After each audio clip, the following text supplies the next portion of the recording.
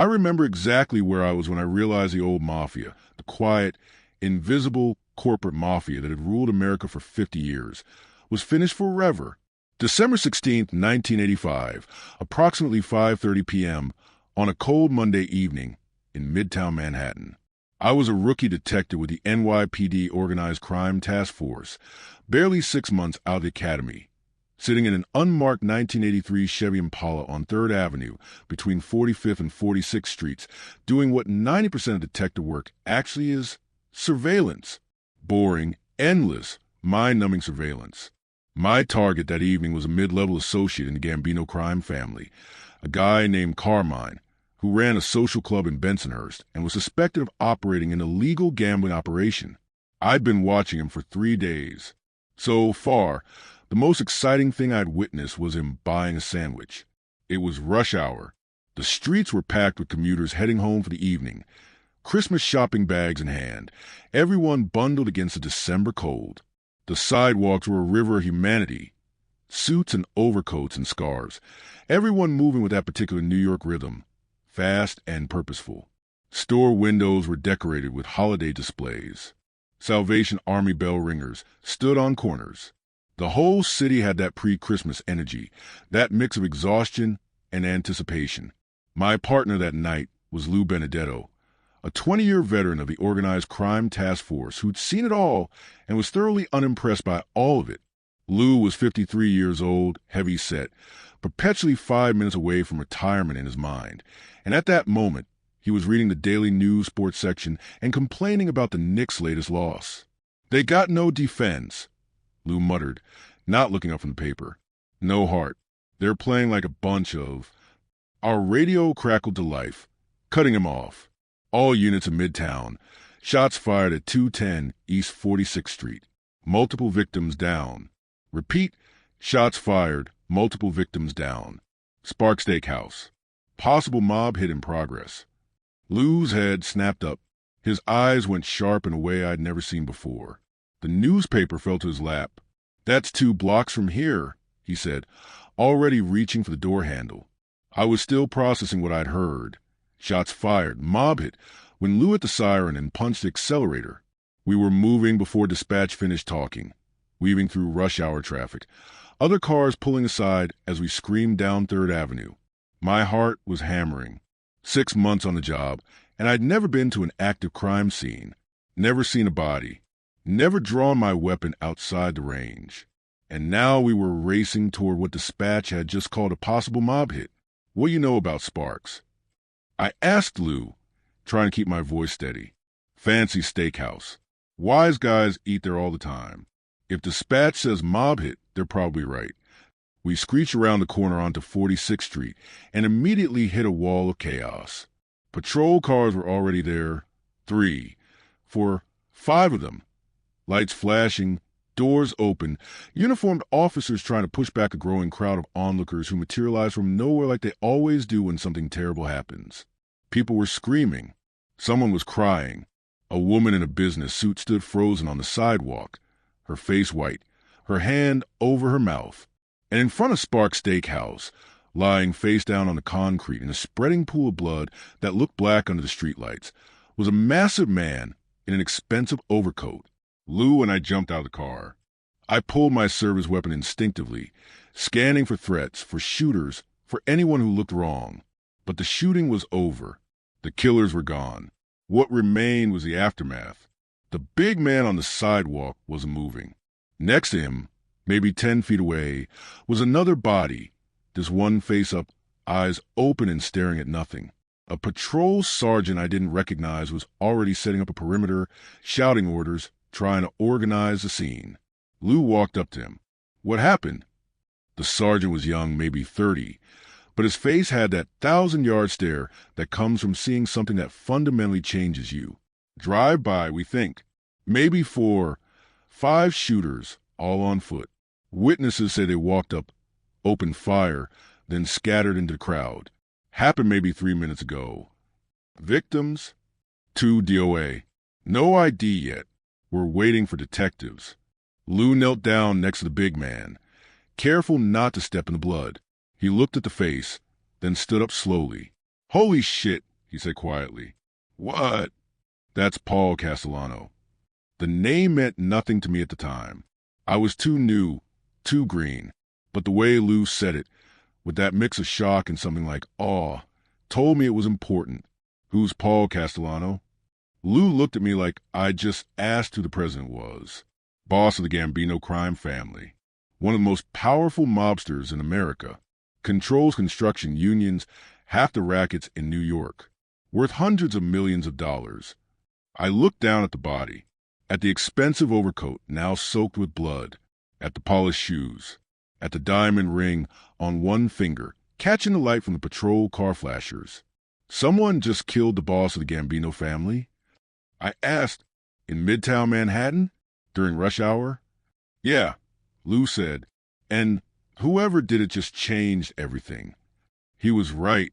Standing there on that sidewalk, looking at Paul Castellano's body, I was witnessing the end of an era. The quiet, corporate, business-like mafia that had operated in the shadows for decades was finished. What came next would be louder, flashier, more violent, and ultimately more self-destructive. Because the man who ordered Paul Castellano's execution, the man who sat in a car across the street watching it happen to make sure it was done right, was John Gotti. And John Gotti represented everything the old bosses had tried to avoid: celebrity, violence, ego, attention. Within 7 years, John Gotti would be in prison for life, brought down by his own arrogance and the testimony of his underboss. Within 20 years, the Mafia as a meaningful force in American crime would be gutted, destroyed by RICO prosecutions and cooperating witnesses, and the very flashiness that made John Gotti famous. And it all started right there, on East 46th Street, with Paul Castellano's blood on the sidewalk. My name is Frank Moretti. I worked organized crime for the NYPD and later the FBI from 1985 until I retired in 2010. I spent 25 years investigating the Gambino family, studying Paul Castellano's empire, interviewing associates and rivals, reading thousands of pages of wiretap transcripts and surveillance reports. Try to understand how a man that powerful could be killed so easily. This is his story. The story of Big Paul, the butcher's son who became a billionaire, the corporate boss who tried to run the mafia like IBM, the man who forgot that in the underworld, respect matters more than money, and the boss who died because he was too soft, too arrogant, and too far removed from the streets that made him. The butcher's son. Constantino Paul Castellano was born on June 26, 1915, in a cramped apartment above his family's butcher shop on 86th Street in Bensonhurst, Brooklyn, in a neighborhood that was then overwhelmingly Italian and would remain that way for the next 70 years. His father, Giuseppe Castellano, had immigrated from Sicily in 1903 at age 22, arriving at Ellis Island with nothing but the clothes on his back and a willingness to work brutal hours for almost no money. Giuseppe found work in the stockyards and slaughterhouses of Brooklyn, learned the meat trade from the ground up, cutting, butchering, the whole bloody business, and eventually saved enough to open his own small shop. The shop was modest. 2 rooms, a counter in front, a cutting room in back with hooks hanging from the ceiling, sawdust on the floor, the constant smell of raw meat that soaked into everything. The walls, the floorboards, Giuseppe's clothes, his hands, his hair. It was honest work, mostly, serving the neighborhood housewives who came in daily to buy cuts for that night's dinner. But the shop also served another purpose. In the back room, away from public view, Giuseppe hosted meetings. Men would come into the rear entrance. Tough men, quiet men, men who spoke in Sicilian dialect and conducted business that had nothing to do with pork chops or lamb shanks. Giuseppe was connected to what was then called the Mangano crime family, one of several Italian-American criminal organizations operating in Brooklyn during Prohibition and the years that followed. Paul grew up in that environment.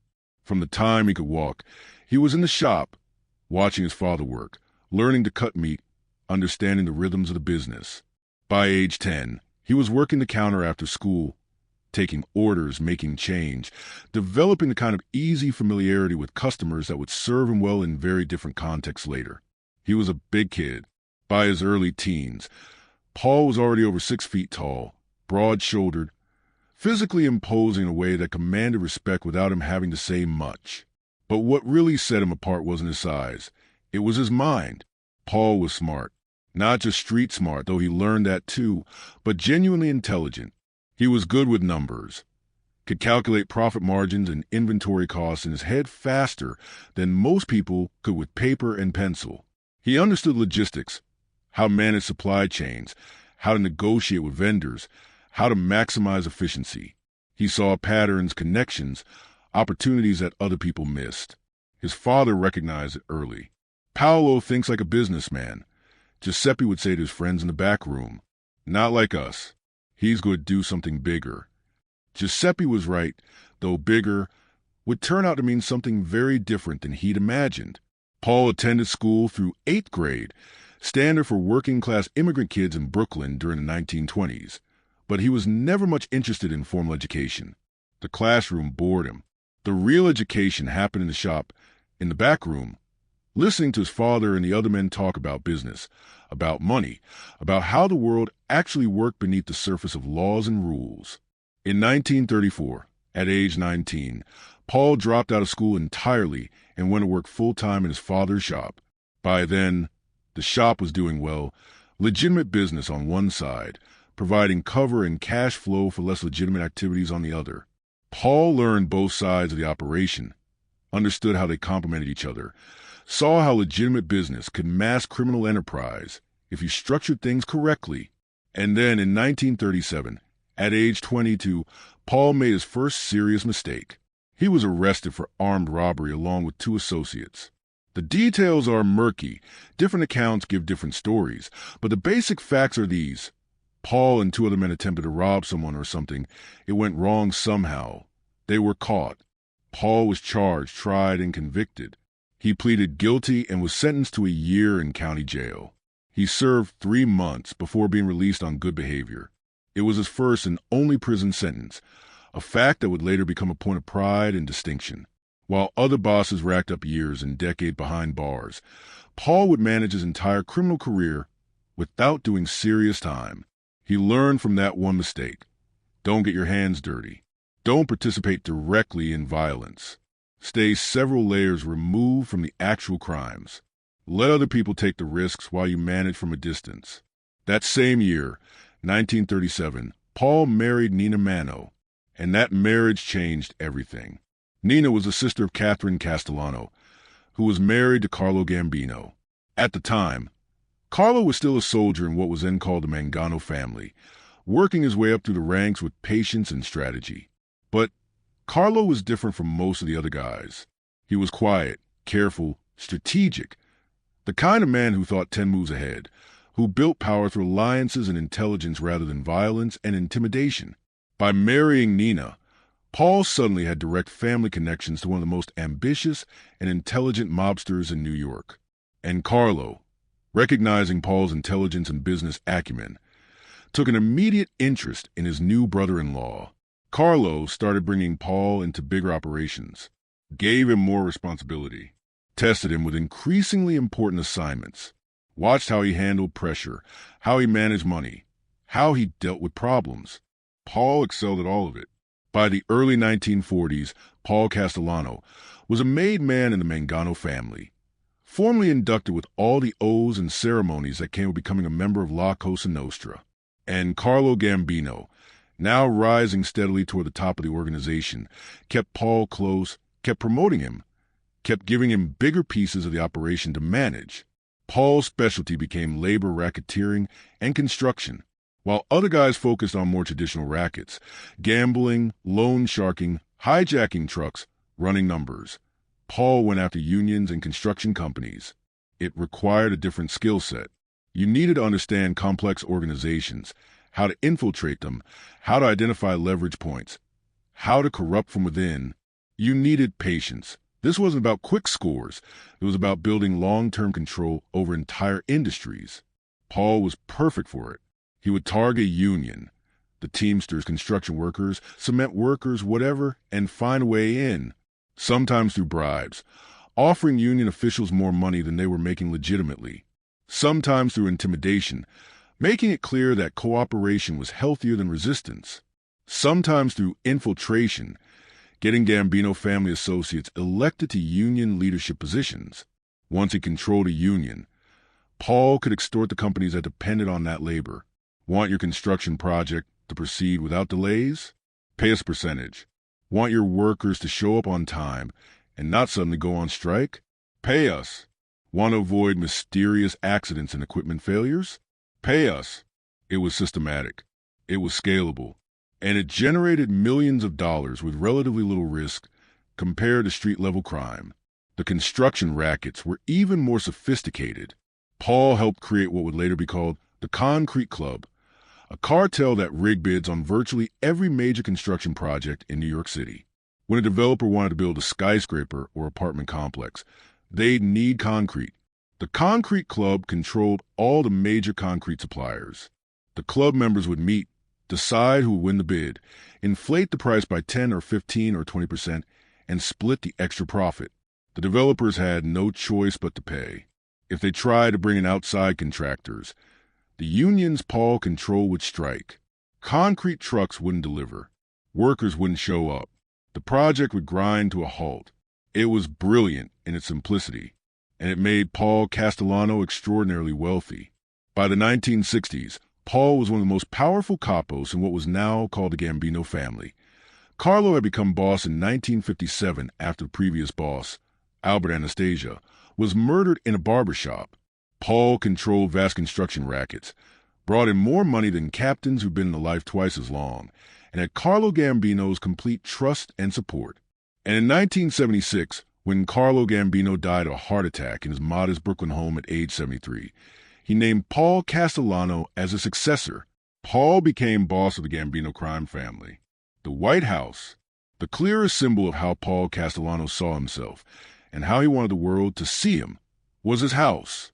In the late 1970s and early 1980s, Paul built what became known as the White House, a massive mansion on Tote Hill in Staten Island that was, by any measure, extraordinary. The house had 17 rooms spread across 2 floors, a columned entrance that looked like it belonged on a government building, an Olympic-sized swimming pool in the back, manicured lawns and gardens, a circular driveway. The whole property sat on a hill overlooking the Verrazano Bridge and the New York Harbor, with views that real estate agents would describe as breathtaking. It cost over $3 million to build. In 1980 dollars, the equivalent of maybe $10 million today. And it looked like exactly what Paul wanted it to look like, the home of a successful corporate executive, not a mobster. Inside, the decor was expensive but understated. No gaudy gold fixtures or tacky displays of wealth. Instead, tasteful furniture, original artwork, Persian rugs, crystal chandeliers. The master bedroom had its own sitting room and bathroom with marble fixtures. There was a library with floor-to-ceiling bookshelves, though whether Paul actually read any of the books is debatable. But the most important room, the one that really showed how Paul operated, was the dining room. That's where Paul held his meetings. Not in some dingy social club in Brooklyn, not in the back room of a restaurant, but in his own dining room, seated at the head of a long wooden table like a CEO conducting a board meeting. His captains would arrive, one by one or in small groups, and sit around that table. Paul would listen to their reports, how much money they'd earned that month, what problems they were facing, what opportunities they'd identified. He'd ask questions, review numbers, make decisions. It was all very corporate, very organized, very different from the way most bosses operated. Paul demanded detailed financial accounting from his captains. He wanted to know exactly how much they were earning, where the money was going, what their expenses were. He ran the family like a business because, in his mind, it was a business. He discouraged violence unless absolutely necessary. Violence was messy. It attracted law enforcement attention. It created cycles of revenge that destabilize operations. Better to solve problems through negotiation, through intimidation that never escalated to actual bloodshed, through the systematic application of economic pressure. Paul focused the family's energies on high-profit, low-visibility crimes. Construction racketeering, union corruption, bid rigging, stock fraud, waste disposal monopolies, loan sharking to legitimate businesses. The margins were better than street crime. The sentences lighter if anyone got caught, and the whole operation looked more legitimate from the outside. Under Paul's leadership, The Gambino family became what law enforcement would later estimate as a billion-dollar criminal enterprise. He controlled construction across New York. He controlled the Teamsters and other unions. He owned legitimate businesses. Poultry companies called Dial Poultry, food distribution operations, real estate that provided both legal income and cover for illegal activities. He lived like a CEO, wore $2,000 custom-tailored suits, drove a black Lincoln Town car, ate at the finest restaurants in Manhattan, kept a mistress, Gloria Olarte, his Colombian maid, with whom he had a long-running affair that his wife Nina either didn't know about or chose to ignore. For guys like Paul, this approach made perfect sense. Why risk murder charges when you can make more money through systematic corruption? Why operate like crude street thugs when you could build something sophisticated, sustainable, and much more profitable? But for the soldiers on the street, the guys running gambling operations out of social clubs, shaking down local businesses, collecting loan shark debts, hijacking trucks, Paul seemed increasingly out of touch. He lived in a mansion on Staten Island while they lived in apartments in Queens or Brooklyn. He made millions from construction kickbacks while they took all the day-to-day risks. He held meetings in his dining room while they met in dingy backrooms. The resentment built slowly over years. Quiet complaints, whispered criticisms, a growing sense among the younger, hungrier guys that Paul was weak, soft, more interested in his mansion and his money than in taking care of the soldiers who did the actual work. And then Paul made the decision that would ultimately lead to his death. He banned drug dealing, the drug ban, sometime in the early 1980s. Accounts vary on the exact date. Paul Castellano issued a direct order to the entire Gambino family: no drug trafficking. Anyone caught dealing drugs would be killed. From Paul's perspective, the logic was ironclad. Drug cases brought massive federal attention. The FBI and DEA had essentially unlimited resources when it came to investigating drug trafficking.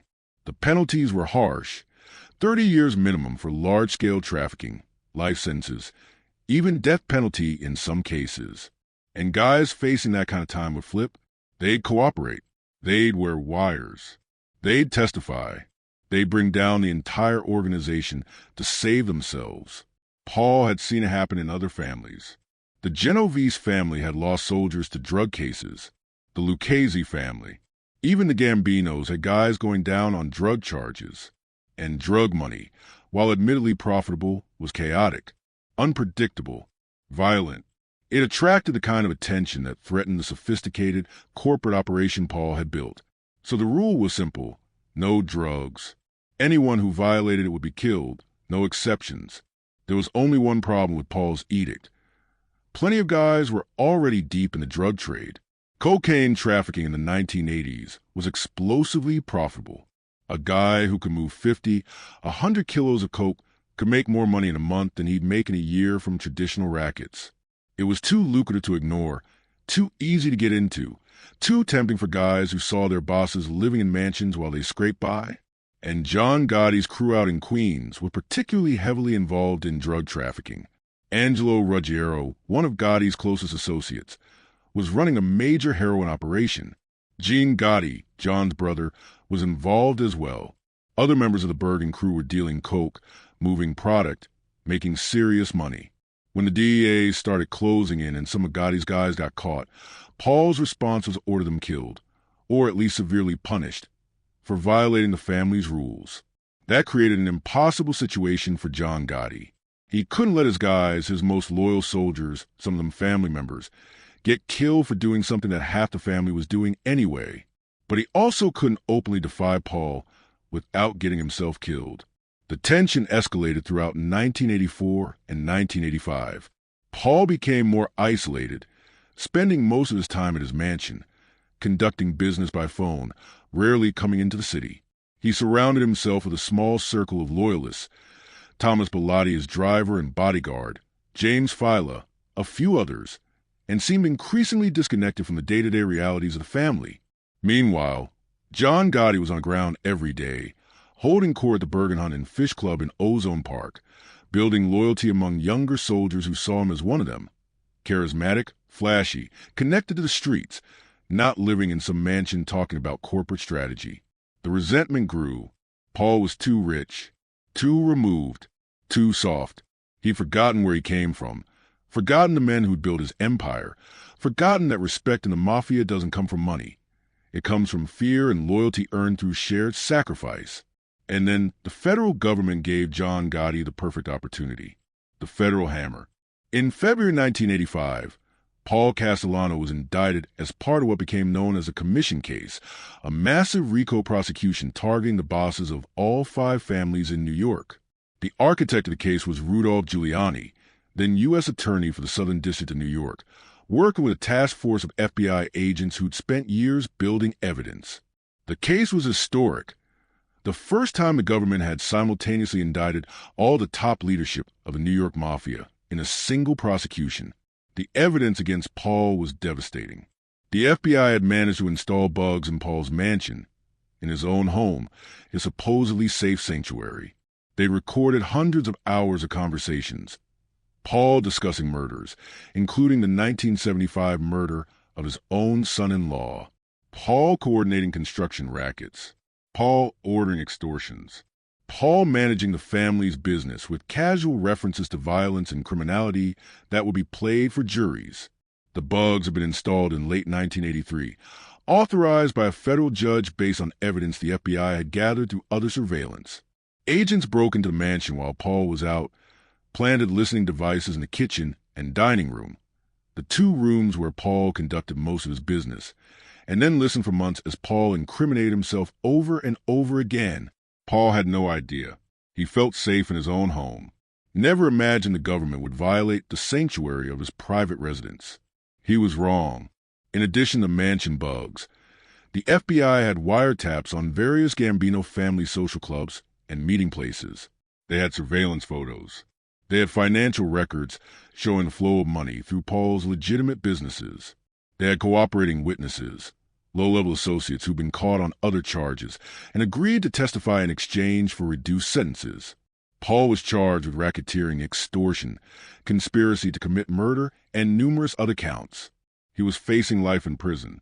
Around the same time, Paul was also indicted in a separate case targeting the Concrete Club, the construction bid-rigging operation that had been one of his most profitable rackets for years. Again, the evidence was overwhelming.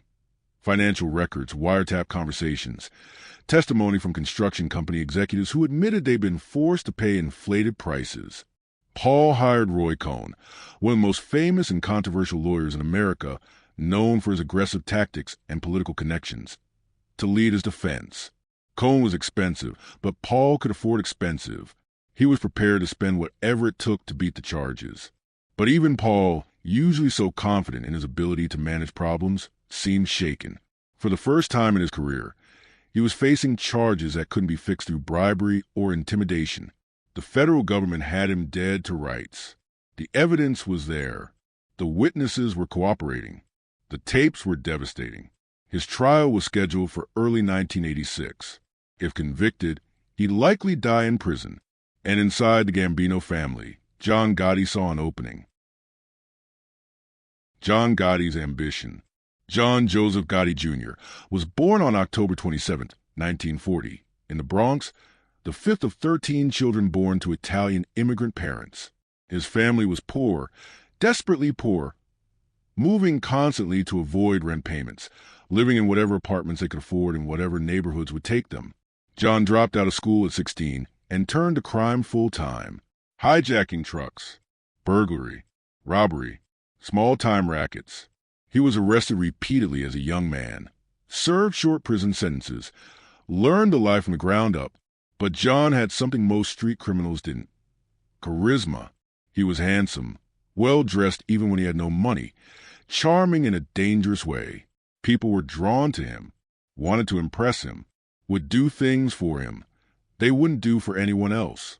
By his mid-20s, John was a made man in the Gambino family, running a crew out of the Bergen Hunt and Fish Club in Ozone Park, Queens. His operation was highly profitable: gambling, loan sharking, hijacking trucks from JFK Airport, extortion.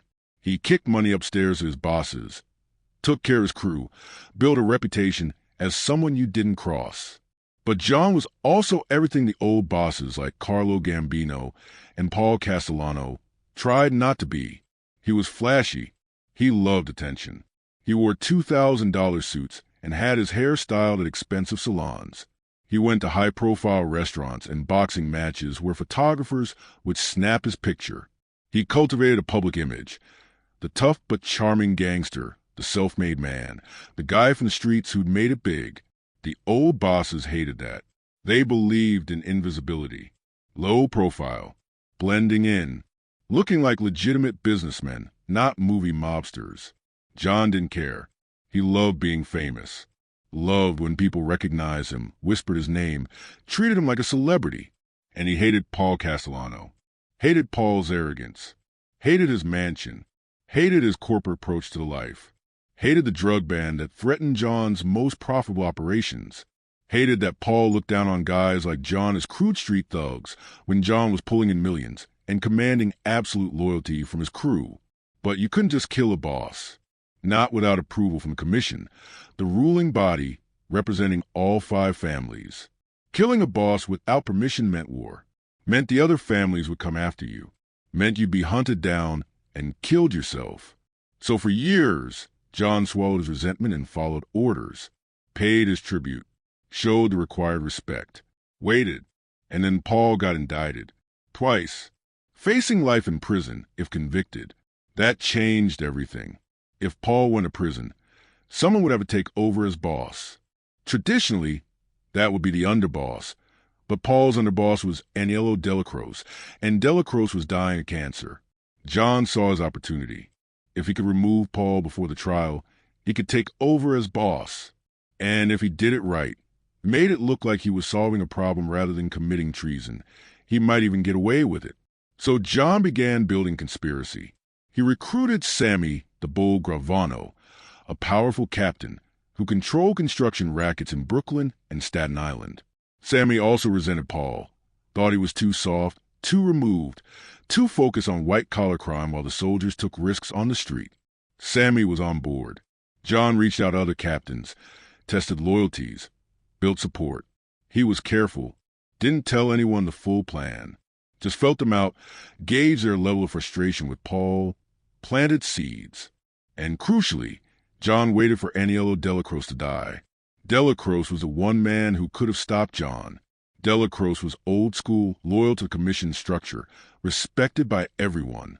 If Delacroce had been healthy, he would have shut down any talk of killing Paul without commission approval. But Delacroce was dying, lung cancer, ravaging his body, leaving him weaker every week. On December 2nd, 1985, Aniello Delacroce died at age 71 in his home in Staten Island. Paul Castellano didn't attend the funeral. Some said he stayed away out of respect. Didn't want to turn Delacroce's funeral into a media circus. Others said he stayed away because he was afraid, knew he was vulnerable, didn't want to be out in public surrounded by people who might want him dead. Either way, his absence was noted and resented. 2 weeks later, John Gotti made his move. The plan. The hit had to be perfect. No mistakes. No survivors. No possibility that Paul could escape or that the shooters could be identified. John Gotti orchestrated every detail personally, working with Sammy Gravano to plan the execution. They chose Spark Steakhouse as the location. It was a busy restaurant in Midtown Manhattan on East 46th Street between 2nd and 3rd Avenues. Paul ate there regularly, liked the food, liked the upscale atmosphere, felt comfortable there. He had a meeting scheduled for December 16th, 1985 at 5:30 p.m. The timing was perfect. Rush hour, crowded streets, easy for the shooters to blend in and disappear afterwards. John recruited his most trusted shooters, guys who wouldn't hesitate, wouldn't miss, wouldn't talk afterwards. The primary hit team would consist of 4 men: Salvatore Sammy Scala, Edward Lino, John Carneglia, and Vincent Vinny Artuso. All experienced, all loyal to Gotti, all willing to kill a boss if John told them to. They'd wear identical disguises, long trench coats to hide their weapons and make identification harder, fur Russian hats to obscure their faces from above and from security cameras.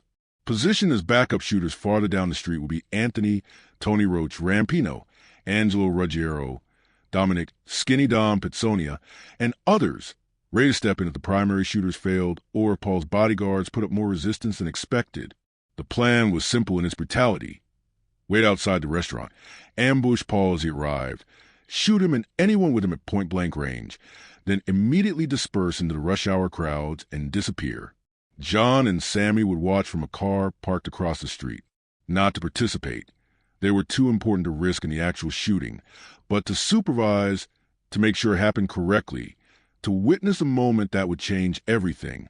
December 16th, 1985, 5:30 p.m., Spark Steakhouse. Everything was set. The last day. Paul Castellano woke up Monday morning, December 16th, 1985, in his mansion on Staten Island, having no idea it was the last day of his life. He'd slept poorly. The federal indictments weighed on him. His health was declining. He'd been diagnosed with diabetes, was dealing with various ailments that came of being 70 years old. His relationship with his wife, Nina, had been strained for years, especially after she discovered his affair with Gloria Olarte. But Paul got up, showered, dressed in one of his expensive suits, charcoal gray, perfectly tailored, and went downstairs to breakfast. He had meetings scheduled for that day, phone calls to make, family business to manage, and later, in the evening, a sit-down at Spark Steakhouse with some of his captains.